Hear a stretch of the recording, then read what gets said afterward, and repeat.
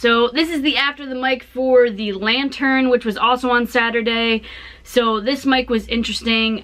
Before the mic, I got there and I had probably about an hour or so before the mic started, so I grabbed a beer at the bar and I saw this dude next to me who was on his laptop looking up stuff about the mob, and I was like, hey, are you into, you know, mob conspiracies? Because I could talk about that pretty much, and I don't know anybody in the city, so I'm like, I'm gonna enjoy talking to whoever about whatever I want to talk about. So I started talking to him about it. He said he was looking up a joke, and I said, oh, are you doing the open mic? He was like, yeah, well, I'm gonna try to, but I didn't do the email sign up, blah blah blah. I was like, been there, done that last week, so totally understand, but I am on this mic, so it's exciting. So I told him, I was like, yeah, you might as well stick around, maybe maybe there will be an opening spot. So then gets to the mic, tons and tons of people are walking into this mic. And when I say tons of people, I mean tons of frat guys. Well, it's the same situation as a couple of weeks ago when I was at Climate Lounge. Some dude lost a football pool and they were like, you gotta go and do an open mic now. Which is honestly, it's super cool that people are doing that, because then it gives me an opportunity to do my set in front of people, in front of real people. So yeah, so I did my set in front of these guys. They were very welcoming.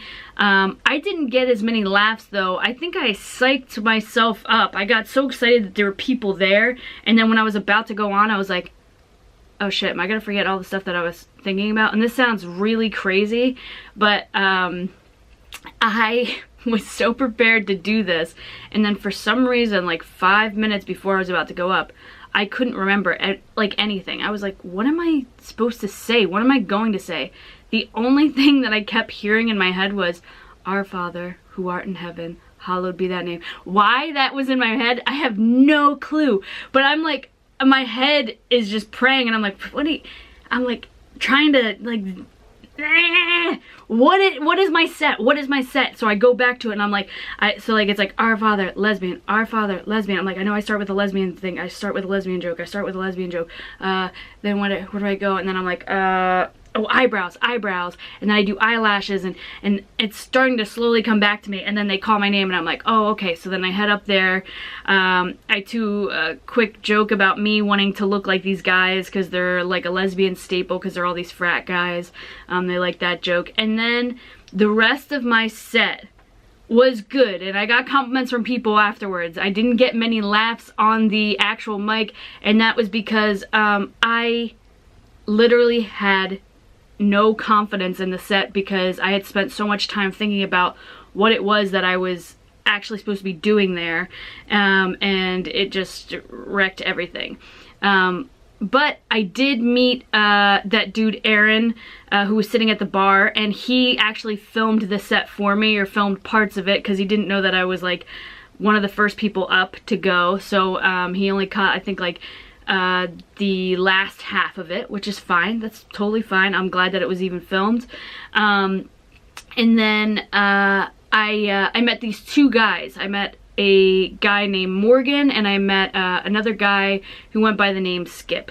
And these two dudes were super, super cool, and they were just down to do a bunch of open mics. So we were at the Lantern, and I knew the guy Morgan was just at Grizzly Pear with me, and then he was like, oh, there's an open mic at this place, Niagara. So I'm like, I didn't see that. I don't know where you found that. It's not on Bad Slava. He was like, oh, it's one of those ones on free mics. So I didn't even know about free mics, but I'm like, oh, cool, they have free mics. But I'm like, I don't know what that is. So so I go to this place, Niagara. I get to do another set, and that set does fairly well. And then after Niagara, I go to Laughing Buddha, where I do another nice set that was not filmed again. But that was more not filmed, not because of me, but it was because it was so packed, comics couldn't even sit in the room. Like, we just waited by the stairs to be called up because people came to see this show. I can't tell you how many times I've, like, so every time that happens, there's always a comic who's like, there's people here. Dude, why would you be pissed that there are people there. The whole time that you work on your stuff, you do not know if it's good. You have no idea. Even when you do it in front of people, you're doing it in front of comics, and they're laughing to kind of just help you and keep the energy up. It's not like they're laughing because they're dying at this joke. Some comics, I see the same comic at every single open mic, and they've heard my jokes 1,000 times, and I feel like a hack saying it again in front of them, but I'm working on my stuff. If it's real people who haven't heard my stuff, I'm so psyched. I'm like, I'm gonna get a real reaction out of these people. And I every time I go to one of these things, there's always a comic who's like, there's real people here. You know, I wish I had known. It's like, no, this is a treat. This is awesome. This is like a surprise party for me.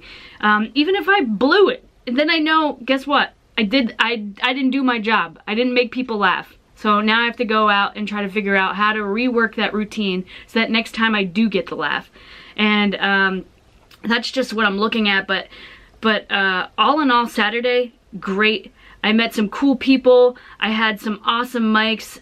It was packed with people who were just, you know, there to watch comedy and just, you know, check things out.